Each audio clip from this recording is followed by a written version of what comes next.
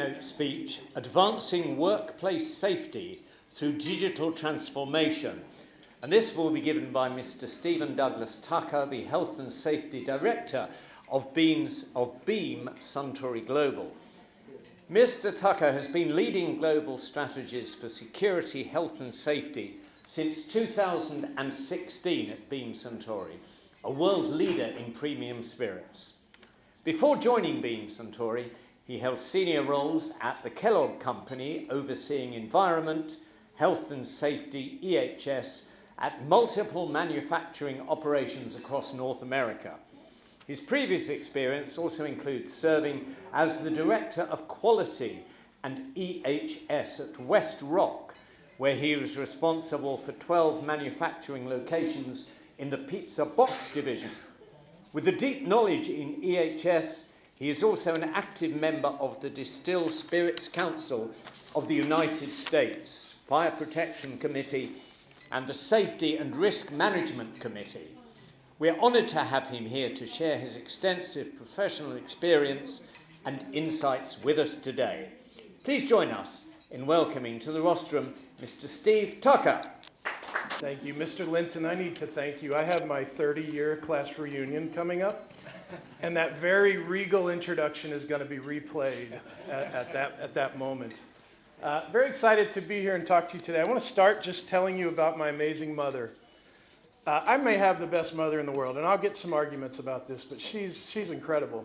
A few weeks back, I saw her. She wasn't doing well, but I went to visit her, and I told her about this, that I was going to be here today speaking, and it picked her right up. She was so excited. Now, I grew up in a small town in St. Louis, Missouri, about 12,000 residents, and my mom said, "Steve, surely you're the only Washingtonian who's ever spoken at the House of Lords." How about that, huh? Yeah? Now, here's why she's the best mom. That's good enough. She said, "I think that ought to be good enough for King Charles to show up and knight you." So I think that's not going to happen, but I appreciate her passion. Now, I want to talk to you today a little bit about technology and innovation, a little bit about our digital transformation, and I want to acknowledge the irony of doing that while holding my note cards as a reference. But I think that's symbolic, really, of our journey for our digital transformation at Suntory Global Spirits, formerly Beam Suntory. Why is that symbolic? We have great ideas. We're looking at lots of innovation that's out there. We're actively looking to get better in this phase, but we're still kind of holding our note cards in the way that we work. We work in a very patient industry. Whiskey that we put in a barrel today, will sit there for 2 years, 5 years, 7 years, 12 years, 25 years. In fact, this last year we sold a bottle that was in the barrel for 42 years. Now think about technology today and what that will look like 2 years, 5 years, 7 years, 10 years, 15 years, 42 years. It will either be obsolete or certainly quite different in the way that it looks. So we have to be patient. And that's a good thing in a lot of ways. But as we look at our digital transformation, we don't like being patient. We need to be more aggressive. We need to be more forceful. We need to be more active in the ways that we approach this subject. So rather than talk about my theories on this, I thought I might just give you some examples of what we're working on and why I think it's important into our overall strategy. So I'm going to focus on 3 areas. One is artificial intelligence. We've heard a lot about this. The other is wearable safety technology. And the third one I'm really passionate about is virtual reality. So AI, you've heard a lot about this. One of the things that I think is really important with AI is being able to be creative in how we use it. I think it was Diego that mentioned that they're looking at AI to identify risk, and so are we.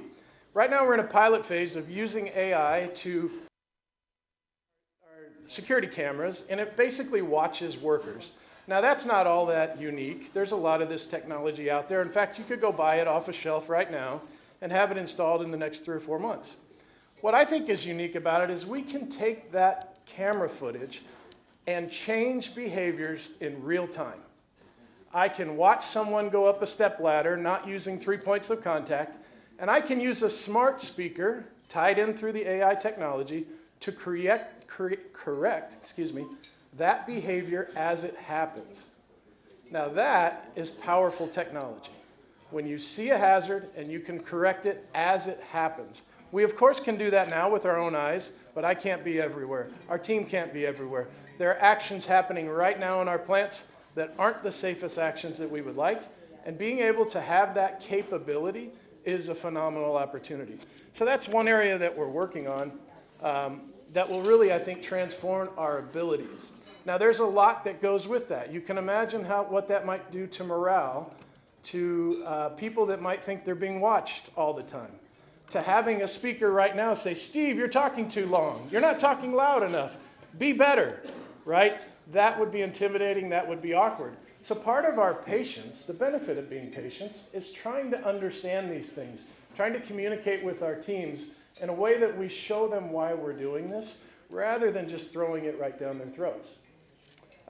Really excited about the opportunities there. Wearable safety technology. This is fun stuff. We've used this for years. We use it in our warehouses for lone workers so they can communicate back and forth. Very simple. We use it for identifying if areas are safe to occupy, right? Maybe the ethanol levels might be too high or even too low. And we want to make sure that people are safe as they enter a building. So we've done this for many, many years.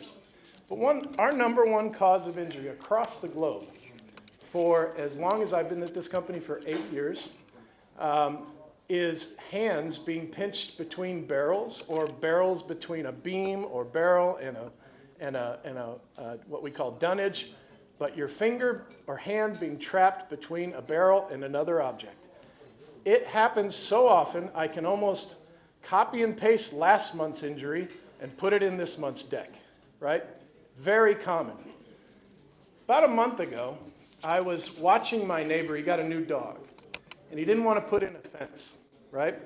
Do you know what an invisible fence is? I hope this isn't just an American thing, but it's an underground buried cable system that buzzes a dog's neck when it gets to that edge, and it gives them a little zap, and the dog goes, whoa, and they back up, right? They don't pass that section. So right now we're looking at smart gloves that do the same thing. That when you put your hands in a danger zone, it gives your wrist a little beep, a little zap. And it trains our people, I can't go there, I can't go there, I can't go there, right? Really innovative things that are unique to our industry. The challenge for us is this doesn't exist. We have to create this product. We have to start from scratch.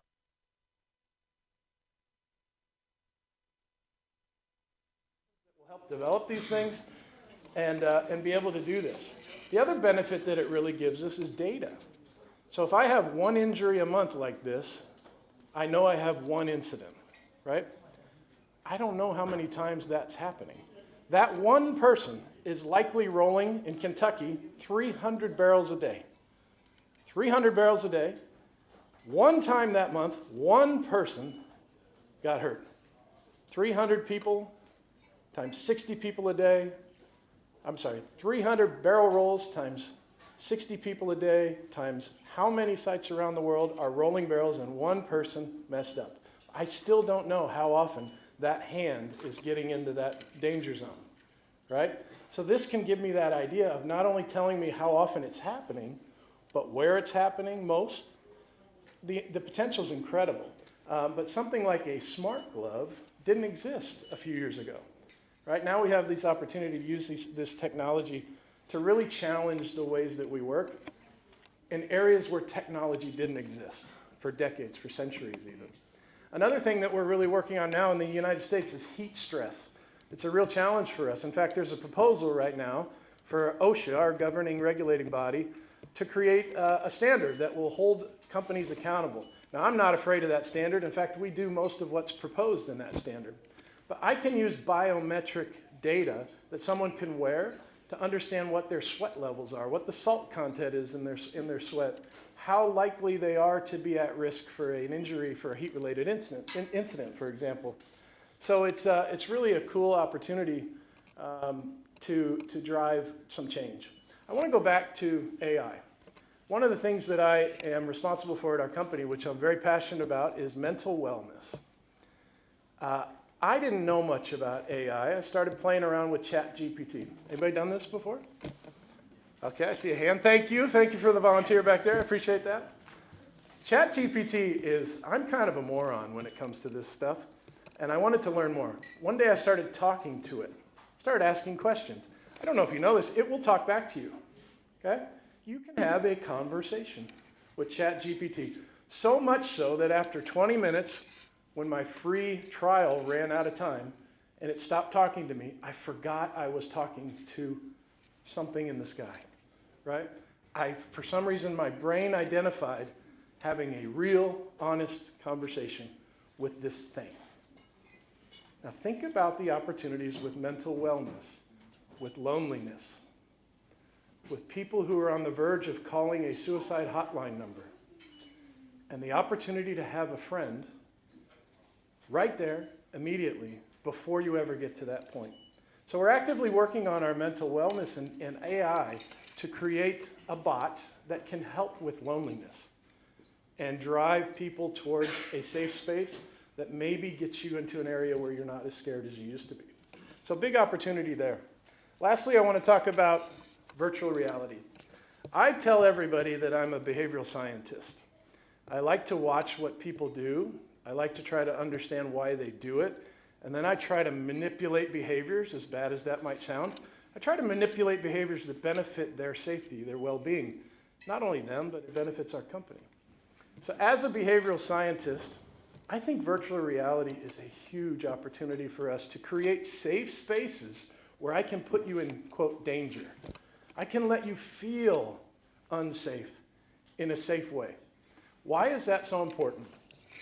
Studies have shown that if I train you on something, if I talk to you today about lockout, tagout, about the dangers of electrical safety, I can tell you the most severe things about that, but if there is not an emotional feeling with that training, all I did was provide you with information. I didn't change your behavior. If I can put you in a pair of goggles in a safe space and let you feel what a near miss feels like with electrical risk, you've changed your behaviors. You've got that emotion, that tie, that intimacy with what danger feels like. So we're actively working on rehashing our whole training programs to include virtual reality, so that we have a safe space where our people can have that emotional response in a safe way that changes behaviors and helps people understand things. I want to close with a couple of things. So 2025 is a big year for us in our digital transformation journey. We're actively implementing a maintenance execution system that will help be tied into AI, and it will help create better PM systems, better mechanical maintenance on our processes, on our equipment, the ways that we work. It's also going to integrate all of our systems that we have, dozens, into one, right? They'll talk to each other. We'll be able to actively communicate in ways that we haven't done before, and it will simplify our process. I believe this is kind of the way of the future. And what will be so cool about technology is when that liquid comes out of our barrel in 5 years and 10 years, whenever it is, everything I'm saying today is going to be obsolete, right? Everything I'm telling you today will be better, faster, stronger, and more efficient. And I'm really excited about the ways that technology can drive change. Thank you very much for listening to me. I appreciate it.